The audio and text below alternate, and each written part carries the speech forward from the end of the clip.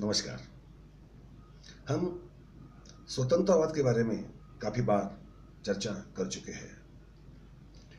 हमने इतिहास से लेकर जो चार्वाक का दर्शन हो, भले ही कौटिल्य का अर्थशास्त्र हो, या जो सामाजिक व्यवस्था अर्थव्यवस्था हमारे देश में एक समय पर हुआ करती थी, वो समय की भी हमने बात की है। और वो सफलता जो भारत को सोने की चिड़िया कहा जाता था, वो सफलता हमने इसी वजह से पा ली थी क्योंकि हमारे देश के समाज पर, उद्योग व्यवसायों पर कम से कम बंधन थे, टैक्स के दर भी बहुत कम थे। इसलिए व्यापार हो, उद्योग हो, उसकी तरक्की होती रही, हमारा एक्सपोर्ट बढ़ता ही रहा और हमारे देश में बाहर से भारी मात्रा में धन आता गया। हमारा वो स्वतंत्रवाद से साथ एक चौराहे पर छूट गया और हम रास्ता ही भटक गए। हमने सामाजिक हो, सांस्कृतिक हो, धार्मिक हो, राजनीतिक हो, आर्थिक हो, सब क्षेत्रों में एक पाबंदियों का हमारे इर्द गिर्द घेराव हमने खुद ही डाल लिया और आज हम दम हमारा आज उसमें घुट रहा है और आज हमें ये पता नहीं चल रहा है कि सही है तो क्या सही है, और जाना है हमारे देश को तरक्की की तरफ तो कैसे जाए। हाल ही में देश के एक महान विचारक, साहित्यिक, अनुसंधानकर्ता श्री गुरुचरण दास जी ने टाइम्स ऑफ इंडिया में एक आर्टिकल लिखा था। उन्होंने कहा, वो आर्टिकल का शीर्षक था, why classic liberals don't win elections and populist too. उनके लेख में कही तो एक निराशा की किनार है। निराशा यह है कि जो मुफ्तखोरी के आश्वासन वचन दिए जाते हैं, लगातार दिए जाते हैं, झुठाते हैं जनता को, मगर वो लोग चुनाव जीतते हैं। हाल ही में हमने देश में जो 5 राज्यों के चुनाव देखे, वही भी हम ऐसा ही होता हुआ पाएंगे। ये क्यों होता है? ये गुरुचरण दास जी जैसे एक विद्वान को, एक विचारक को, जो देश को एक दिशा देना चाहते हैं, उनके मन में अगर निराशा के विचार आते हैं तो हमें 10 बार सोचना पड़ेगा और हमारी स्थिति सचमुच इतनी निराशाजनक है या नहीं, या इसे बदलने के लिए क्या करना पड़ेगा, इसके ऊपर गंभीरता से हमें सोचना पड़ेगा। हमारे मित्र संजीव सबलोग जी ने स्वर्ण भारत पार्टी की स्थापना जो की, वो इसी वजह से की कि स्वतंत्रतावाद को, जो क्लासिकल लिबरलिज्म हम जिसे कहते हैं, उसे भारत में लाया जाए, जनता तक पहुंचा जाए, इलेक्शन लड़े जाए, इलेक्टोरल पॉलिटिक्स में पार्टी आए और एक दिन सत्ता में आकर ऐसे बदलाव लाए कि छोटी सी ताकतवर सरकार हो और उद्योग, व्यापार, खेती, इनके ऊपर के बंधन कम से कम हो, जितने जरूरी है, बहुत ही जरूरी है, उतने ही बंधन हो, ज़्यादा से ज़्यादा खुली छूट उन्हें दी जाए, ज़्यादा से ज़्यादा फ्रीडम उन्हें बहाल किया जाए, ताकि वो अपने बलबूते पर, अपनी प्रतिभा को दांव पर लगाकर अपनी जो भी पूंजी है उसी को निवेश कर कर वो तरक्की करे। उसकी तरक्की में उसकी संपत्ति के अधिकार पर कोई आंच ना आए और वो इतनी तरक्की कर सके जितनी वो खुद चाहता है। इंसान उतनी तरक्की कर सकता है जितनी वो चाहता है, मगर समाजवाद में ये नहीं होता। समाजवाद में आप तरक्की करेंगे या नहीं करेंगे, ये भी सरकार तय करती है, कितनी करेंगे वो भी सरकार तय करती है। आपने देखा होगा कि थोड़ा सा आपका इनकम क्या बढ़ा, आपकी स्लैब बदल जाती है इनकम टैक्स की।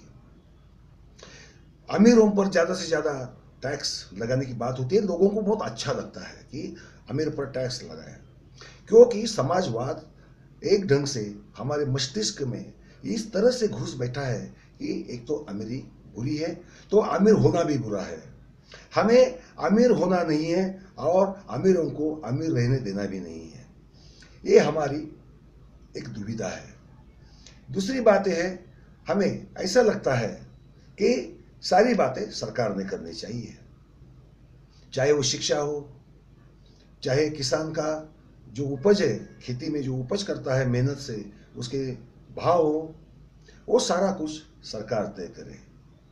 इलेक्शन में वो हमें आश्वासन दे, कभी हमें टीवी फ्री में दे, कभी हमें चावल सस्ता करके दे, या जो भी मुफ्त या सस्ता दे सके, बाजार में जो भाव नहीं है वो भाव में हमें मिले, ऐसी एक आशा समाज की हो चुकी है। समाज को ये बतलाने वाले आज विचारक बहुत कम है कि मुफ्त में कुछ नहीं मिलता। एक तरफ से मुफ्त में मिलता है तो दूसरी तरफ से उसका जो भी जायज खर्चा उसके ऊपर जो हुआ है वो किसी न किसी को किसी न किसी तरीके से दूसरी जेब से वो निकाला जाएगा, और वो मुफ्त सही मायने में मुफ्त होता नहीं है, मगर ये मुफ्त खोरी का जो माहौल है वो हमारे समाजवाद की देन है। तो ऐसी हालत में ये जो चुनाव होते हैं, हाल ही में 5 राज्यों के चुनाव हुए, हमने उस पर भी देखा कि आश्वासनों के एक बलबूते पर लोगों ने वोट दिए। जो वोट मिलने से मुफ्तखोरी के वचनों पर आधारित जो आने थे वो आ गए, जो हारे हैं वो भी ऐसे ही मुफ्तखोरी के आश्वासन दे रहे थे।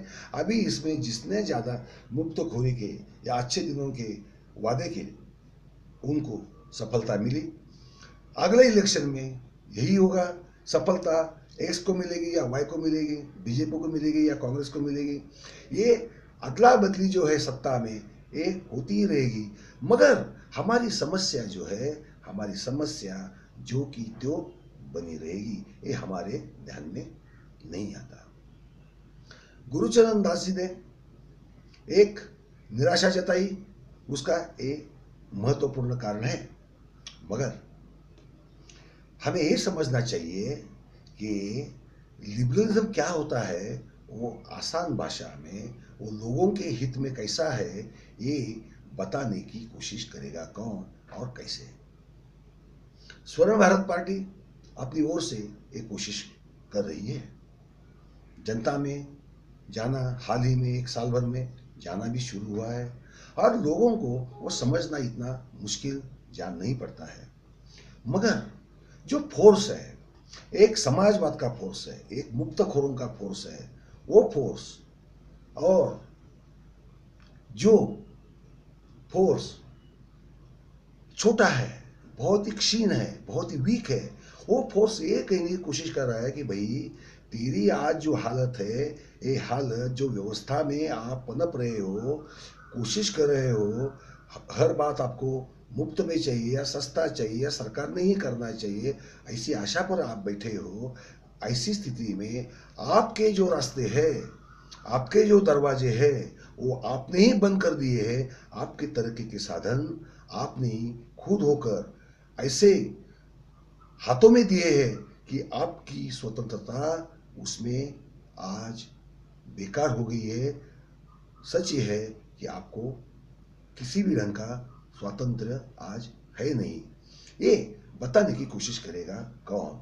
गुरुचरण दास जी जैसे विद्वान आज देश में बहुत मात्रा में होने चाहिए, साहित्यिक होने चाहिए, नाटककार होने चाहिए, फिल्म मेकर्स होने चाहिए, आर्टिकल्स लिखे जाने चाहिए, भाषण दिए जाने चाहिए, नाटक, यहाँ तक कि नाटक भी मंचित किए जाने चाहिए। ये हो सकता है। समाजवाद इस देश के ब्रेन में जो गया वो उसी वजह से गया। एक लत जो पड़ गई समाज को, गलत लत पड़ गई, वो बार बार उसे वही बात बताई जाने से, फिल्मों में दिखाई जाने से, साहित्य में लिखी जाने से उसे उसके परे और भी कोई रास्ते है, और भी कोई ऑप्शंस है, ये उसे पता नहीं है। और ये पता जब तक नहीं होता और ऑप्शनल योजनाएं क्या है और उससे जनता को सही मायने में कैसे लाभ होगा, उसकी तरक्की कैसे होगी, ये उसे बताना पड़ेगा। तो ही कहीं जाकर ये लिबरलिज्म जो है वो जनता के माइंड में बैठेगा और वो भी इस ऑप्शन को गंभीरतापूर्वक सोचेगा। दूसरी बात ऐसी है कि इस देश में शरद जोशी जी से लेकर किसानों के कई आंदोलन हो चुके हैं। शरद जोशी जी किसानों के लिए काफी बातें जीते, काफी हारे, मगर चुनावी राजनीति में वो सक्सेस नहीं हुए, क्योंकि हमारे देश की जो समाज रचना है वो समाज रचना बहुत ही अलग ढंग की है। यहाँ जाति पाति का राजकारण है, यहाँ धर्म का राजकारण है, वो और उसके जो हर तबके में उसके स्तर जो है, जितने भी तबके हैं, जितने भी स्तर है, हर स्तर में हर स्तर का अंडरस्टैंडिंग जो है वो अलग अलग अलग परिप्रेक्ष्य में होता है। ये होने की वजह से होता ये है कि जो राजनीति है, किसान वोट देते समय शरद जोशी को नहीं देगा।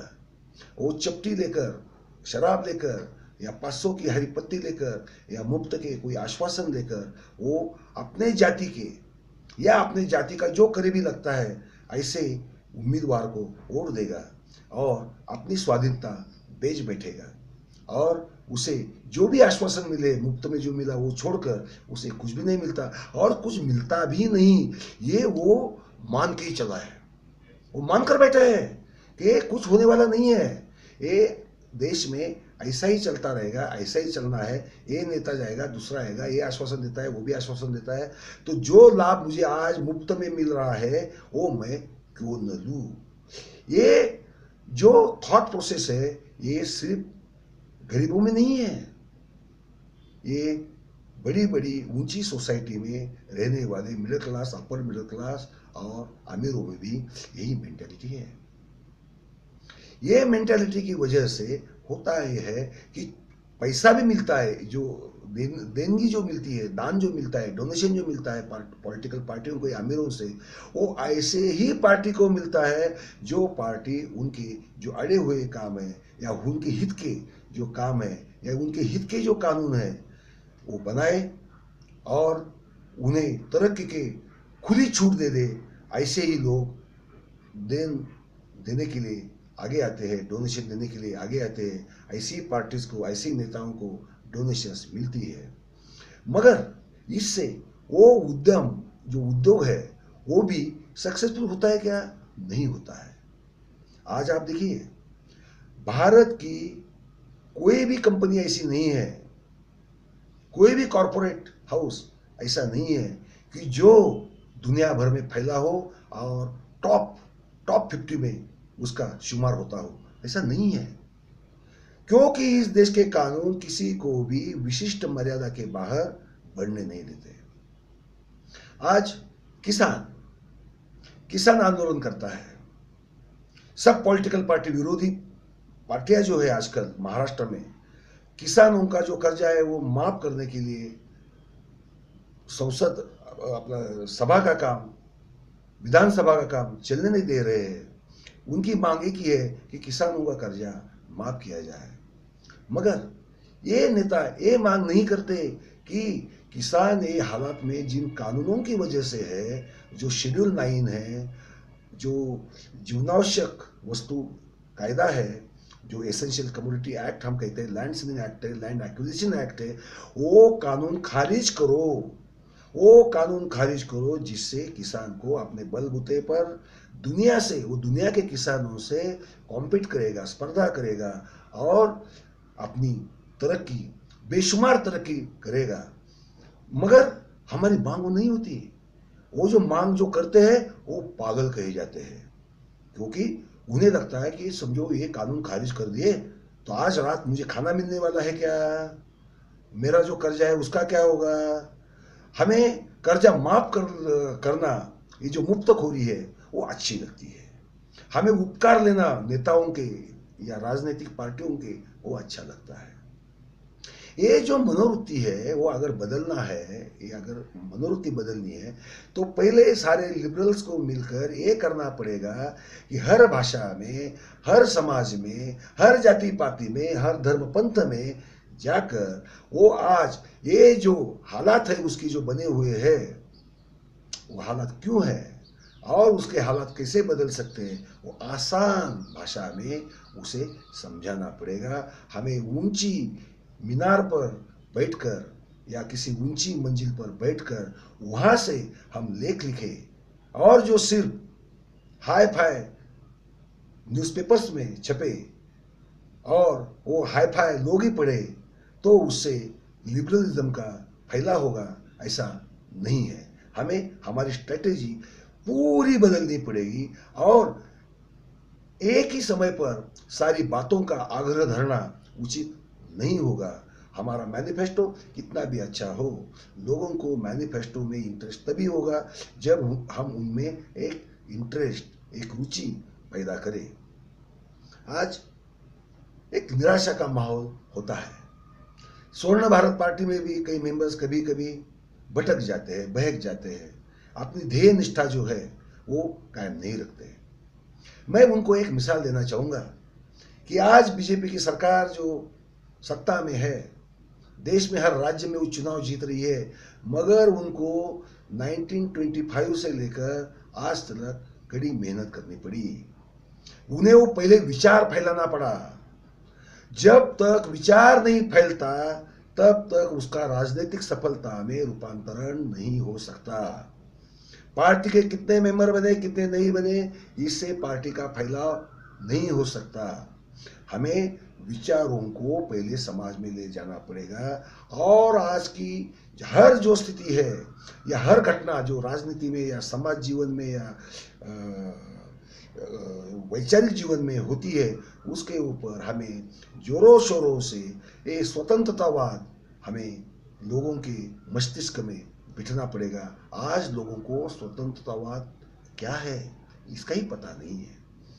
जो अपने आप को लिबरल समझता है उसके ख्याल अलग अलग अलग ख्याल है।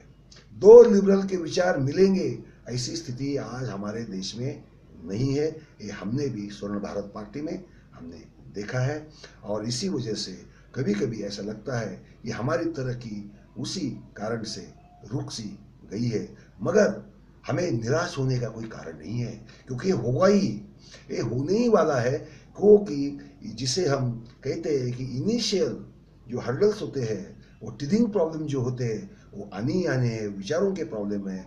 विचार किस भाषा में बताने हैं, कैसे बताने हैं, कौन से माध्यम से बताने हैं, इसका हमें अड़चने का सामना करना ही पड़ेगा। और ये सामना जब तक हम मजबूती से, बुलंदी से नहीं करते, तब तक हम सफलता का नाम नहीं ले सकते। हम 2, 4, 5, 10 साल में सफल होंगे ऐसी बात नहीं है। ऐसी अपेक्षा रखना भी बहुत ही गलत है।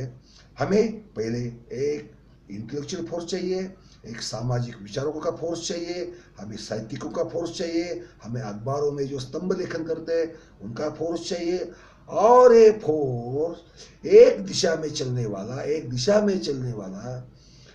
इस ढंग का काम करने वाला कि जिससे लोगों में पहले ये तो बात जाए कि एक ऑप्शन है, एक पर्याय है, हमें समाजवाद को पर्याय है, हमें मुक्तखोरी को पर्याय है, हमें हमारे बलबूते पर मजबूत करने जैसी एक विचारधारा हमारे समाज में है जो पनप रही है। और उसके बारे में अच्छे लोग, विचारक गंभीरतापूर्वक बात करते हैं, चर्चा करते हैं। ये जब तक हम माहौल पैदा नहीं करते तब तक नहीं होगा।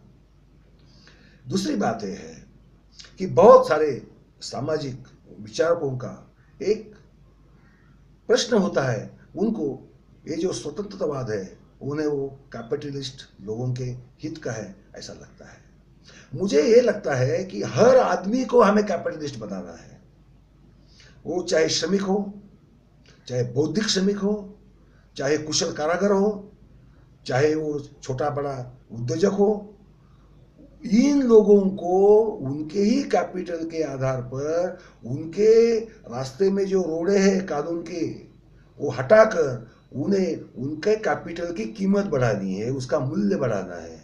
क्योंकि आज समझो मुझे एक उद्योग शुरू करने के लिए 1 करोड़ की जरूरत है, तो ये सारे बंधन हमने हटाए तो मुझे कम से कम हम वो 50-60 लाख में कर पाएंगे। इसका मतलब ये हुआ कि मेरा कैपिटल बढ़ गया है। जहां मुझे 1 करोड़ की जरूरत थी वहां 50-60 लाख ही लग रहे हैं। और आगे चलकर भी जो काम होगा, जो उत्पाद होगा, या जो सेवाओं का जन्म होगा, उन सेवाओं का भी मूल्य उसी ढंग से बढ़ेगा और मेरी तरक्की होगी। और जब मेरी तरक्की होती है तो स्वाभाविक है कि समाज की तरक्की होती है, रोजगार बढ़ता है और हमारे देश का भी विकास उसी बलबूते पर होता है। मगर ये छोटी छोटी जो बातें हैं, छोटी छोटी बातें, वो हम बताने में असफल हो जाते हैं। हमें चाहिए कि आज देश को अगर आगे ले जाना है तो लिबरलिज्म के बजाय दूसरा कोई चारा नहीं है। समाजवाद समाज का कभी कल्याण नहीं करता। समाजवाद उल्टे पूंजीपतियों के हित का होता है। वो उन्हें भ्रष्टाचार सिखाता है। हमारे बाबू लोग भ्रष्ट इसलिए बनते हैं, काला धन बढ़ता इसीलिए बढ़ता है क्योंकि हमारी व्यवस्था हमें चोरियां करने पर मजबूर करती है, क्योंकि हमें मुफ्तखोरी की एक आदत सी पड़ गई है। मगर मुफ्त में कुछ नहीं मिलता, वो एक हाथ से देता है, दूसरे हाथ से निकाल भी लेता है। ये हमारे ध्यान में कभी नहीं आता। हम हमारी पुश्त दर पुश्त हम उनकी जिंदगी खराब करते जा रहे हैं, उनके भविष्य को हम रोक रहे हैं, उनके जो पंख है उन्हें काट रहे हैं, उनकी उड़ान को रोक रहे हैं, उन्हें छटपटा रहे हैं। ये हमारे ध्यान में नहीं आता। हमें समाजवाद की जो घिनौनी हरकतें हैं, जो समाज को आगे नहीं ले जाती, समाजवाद सुनने को अच्छा लगता है। समाज का हित, जिसे लगता है लोगों को कि इसमें समाज का हित है, ज़्यादा से ज़्यादा लोगों का हित है, मगर ये हित होने के लिए, हित करने के लिए जो संसाधन चाहिए, वो संसाधन जब तक काम में नहीं लाए जाते, कुशलतापूर्वक नहीं लाए जाते, तब तक कैसे तरक्की होगी? हो ही नहीं सकती। होने की कोई उम्मीद नहीं है। मगर हमें निराश होकर कैसे चलेगा? हम अगर निराश होते हैं, गुरुचरण दास जी जैसे महान हस्तियां जब निराश होती है, तब हमें दुख होता है। हम लिबरलिज्म सीख रहे हैं, सिखा रहे हैं, हमें लोगों तक उसे ले जाना है। तरीके अलग अलग हो सकते हैं, रास्ते अलग अलग हो सकते हैं। मैं जैसे साहित्यिक हूँ, मैं साहित्य के रूप से, तत्वज्ञान से रूप से, इतिहास के अध्ययन के रूप से स्वतंत्रवाद की महत्ता जो है वो लोगों तक ले जा सकता हूँ। भाषण करता हूँ, वहाँ 4 शब्द भी क्यों न हो, स्वतंत्रवाद के बारे में बात कर सकता हूँ। तो धीरे धीरे लोग सोचते हैं कि अरे ये सब बातें कर रहे हैं, बार बार बात कर रहे हैं, तो ये बात है क्या? ये क्यूरियोसिटी वो लोगों के माइंड में जगानी पड़ेगी। और हमारे देश में दुर्भाग्यवश ये जो क्यूरियोसिटी है, छात्र से लेकर पढ़े लिखे लोगों तक यही हालत है, ये क्यूरियोसिटी मर सी गई है। क्योंकि तरक्की के कोई साधन ही नहीं दिख रहे हैं, मैं क्यूरियोसिटी क्यों रखूं? अगर आज मैं इतिहासकार हूं और मुझे अनुसंधानक बनना है, वैज्ञानिक बनना है, मगर मुझे कुछ सूझता भी है, कई प्रयोग मुझे सूझते हैं, कई इजाद मेरे दिमाग में आते हैं, मगर उसके ऊपर वक्त जाया करने से उससे कुछ बेरोकटोक होगा। मुझे पेटेंट जल्द से मिल जाएगा, मुझे स्टार्टअप कैपिटल मिल जाएगा, मेरी बुद्धिमानी का उपयोग करने वाले, मेरे बुद्धिमत्ता को कैपिटल समझने वाले लोग मुझे मिलेंगे। ऐसे हालात हमारे देश में है ही नहीं। इसीलिए हमारे स्टार्टअप का हाल क्या है ये आप सबको मालूम है। स्टार्टअप इंडिया मोदी जी ने बहुत जोरों शोरों से कहा था, वो क्यों नहीं होता स्टार्टअप? क्योंकि स्टार्टअप करने के लिए जो खुला माहौल चाहिए, एक साहस करने के लिए जो एक मानसिकता होनी चाहिए, वो मानसिकता जिस व्यवस्था से बनती है, वो व्यवस्था ही अगर जगह पर नहीं है, यहाँ एक बाबू बैठा है, वहाँ वो बाबू बैठा है, वहाँ ये कानून बैठा है, वहाँ वो कानून है, ऐसे करते करते अगर मेरी बुद्धिमानी उसी में खर्च होने वाली है, तो मेरी बुद्धिमानी जहाँ सचमुच चल रही है वो मैं क्यों काम में लाऊं? मैं नहीं लाऊंगा। और इसी वजह से हमारे देश में छात्र भी नौकरी पाने के लिए, वो भी सरकारी नौकरी पाने के लिए अध्ययन करते हैं। वो स्पर्धा परीक्षाएं जो कॉम्पिटिटिव एग्जाम्स होती है सरकारी नौकरियों के लिए, उसके स्टडी में जी जान लगा देते हैं। अरे भाई 100 जगह हो खाली तो 1-1 लाख 2-2 लाख अर्जियां आती है। क्यों आती है? ये 2 लाख लोगों की जो प्रतिभा है, 2 लाख लोगों में कम से कम 200 तो ऐसे प्रतिभाशाली लोग रहेंगे जो खुद कुछ करना चाहते हैं, कुछ नया करने की उनमें ताकत है, कुछ नया विचार देने की, नया इजाद करने की उनमें वो क्षमता रखते हैं, मगर वो क्षमता काम में आए उसे प्रयोगशाला आज है। आज बड़े बड़े उद्यमी भी R&D नहीं करते, विदेश से टेक्नोलॉजी लाते हैं, नहीं तो चुराते हैं और उसी के बलबूते अपना जैसे तैसे काम चला लेते हैं। इसलिए हम चाइना से नहीं कॉम्पीट कर रहे हैं, कर ही नहीं सकते। अरे भाई, हमारी दिवाली की जो छोटे छोटे दिए होते हैं वो भी चाइना से आते हैं। गणपति हमारा बैठता है, उसकी जो रोशनाई आरास होती है वो इलेक्ट्रिकल सामान भी चाइना से आता है। यहाँ तक कि हम पतंग उड़ाते हैं चाइना का उड़ाते हैं, हम रंग उड़ाते हैं होली के दिन या रंग पंचमी के दिन, वो चाइना से आता है। हम वहाँ भी कॉम्पीट नहीं कर सकते, क्योंकि करने के लिए जो हमें जो बंधन पाबंदियां जो हमारे ऊपर इतनी पड़ी हुई है कि आज मैं समझो 10,000 केजी, समझो वो भी नहीं, चलो 1,000 केजी रंग में बनाऊं, ऐसी छोटी से छोटी क्षमता का भी कारखाना शुरू करना चाहूं तो मुझे 50 परमिशन तो लेनी पड़ने वाली है। वो 50 परमिशन लेने के लिए मुझे हर परमिशन के लिए 5,000 भी खर्चा करना पड़े तो 2.5 लाख मेरे उधर ही जाने वाले हैं, तो मेरा कैपिटल कम हो गया, उसमें वक्त जाता है और बात है, मानसिक परेशानी आती है और एक बात है। ये करते करते करते अगर मेरा साहस बचा तो ही मैं उद्योग चालू करूंगा, और तब तक आज समय इतना गतिमान है कि एक दिन में 10 कॉम्पिटिटर खड़े हो जाते हैं। दुनिया में आप देखो, दुनिया के बाजार में आज का जो वर्जन है कल बासी हो जाता है, पुराना हो जाता है, आउट ऑफ डेट हो जाता है।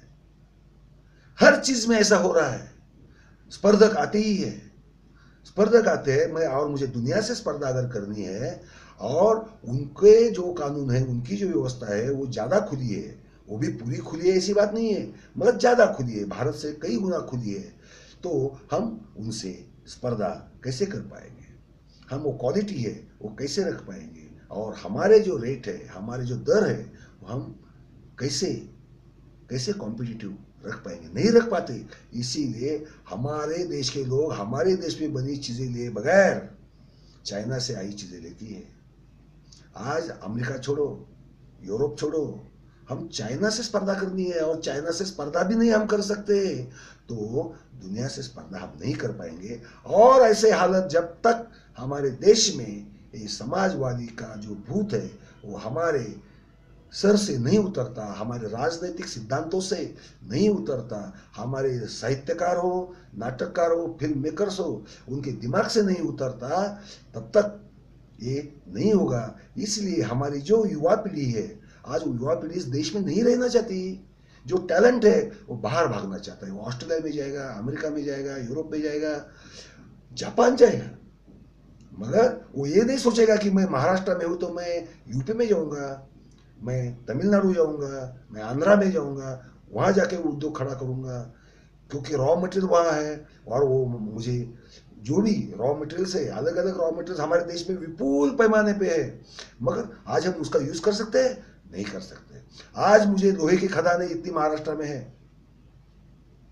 अगर उसका उपयोग करके स्पॉन्ज आयरन हो, आयरन पाउडर हो, कच्चा लोहा हो बनाना चाहूंगा तो मुझे पहली बात तो खदान मिलेगी नहीं। मैं मेरा एक निजी अनुभव आपसे यहां शेयर करना चाहता हूं। मित्रों, 1991 में सूर्योदय एलो मेटल पाउडर्स की स्थापना मैंने की। उस कंपनी के जरिए गढ़चिरौली जैसे मागास नक्सलवादी जिले में मैंने लोहे का जो खनिज है उसका इस्तेमाल करके उसे आयरन पाउडर इलेक्ट्रोलाइटिक प्रोसेस से बनाकर उसे मार्केट में लाना चाहा। उसमें स्पर्धा नहीं थी, वो लाना चाहा। देउल गांव करके गढ़चिरौली के पास एक गांव है, वहाँ सरफेस एक आयरन ओर की माइन थी जो इस्तेमाल में बिल्कुल भी नहीं थी, और वो आयरन ओर में 67% प्योर आयरन था, अच्छा परसेंटेज था। मगर मैंने बांधकाम शुरू किया कि मुझे लगा वो मिल जाएगी मुझे, क्योंकि कोई मांग ही नहीं रहा है, वो पड़ी है ऐसे ही तो मुझे मिलेगा, मगर नहीं मिला। क्या हुआ मालूम है आपको? वो मैंने अर्जी दी, वो बोले कि हम ऐसा आपने अर्जी दी तो नहीं दे सकते, वो टेंडर निकालना पड़ेगा। उन्होंने टेंडर निकाला मित्रों, वो ऐसे अखबार में छपा कि जो पढ़ते नहीं, 5-10 लोग भी पढ़ते नहीं होंगे, जो छापता है वो भी नहीं पढ़ता होगा, और उस स्पर्धा में एक दूसरे आदमी ने टेंडर भर दिया।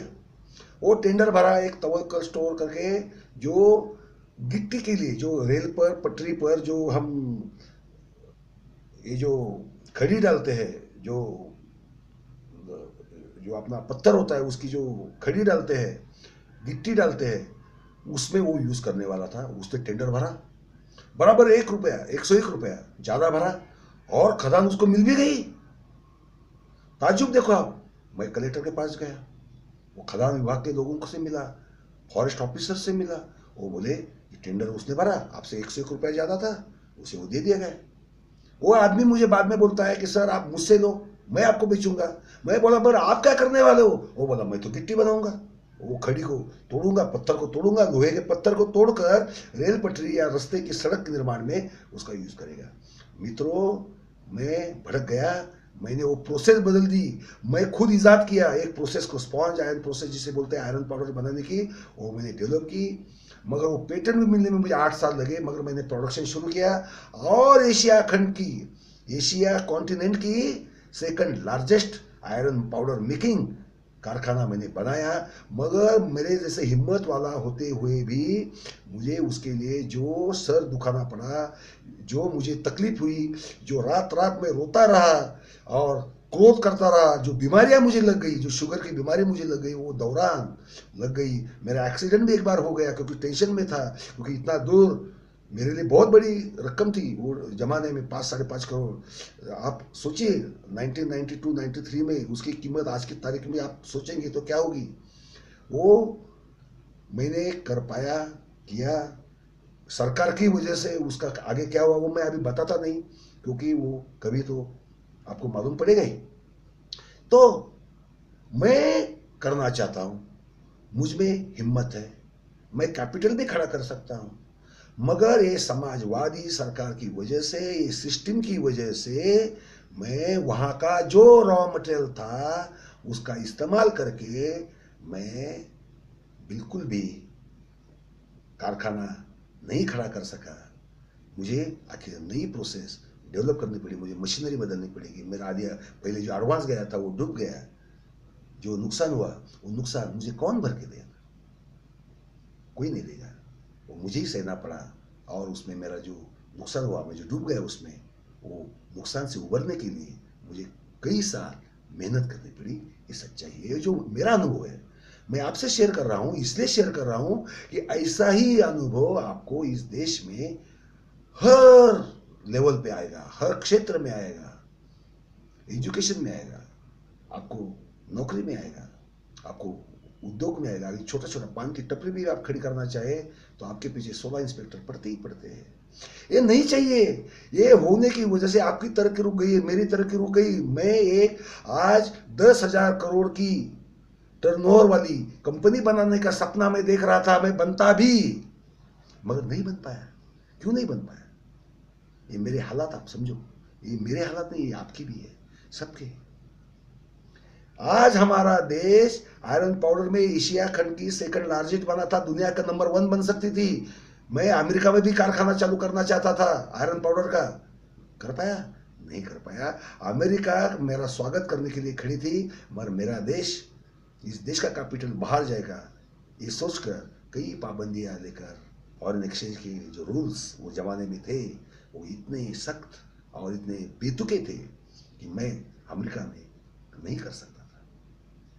तो समझिए, गुरुचरण दास जी को अगर वो सुनते हैं कभी, तो मुझे ये बताना है कि ये हालत है, हमें बदलना है क्या? हमें बदलना ही पड़ेगा। हमारे सामने कोई ऑप्शन नहीं है, कोई चारा नहीं है।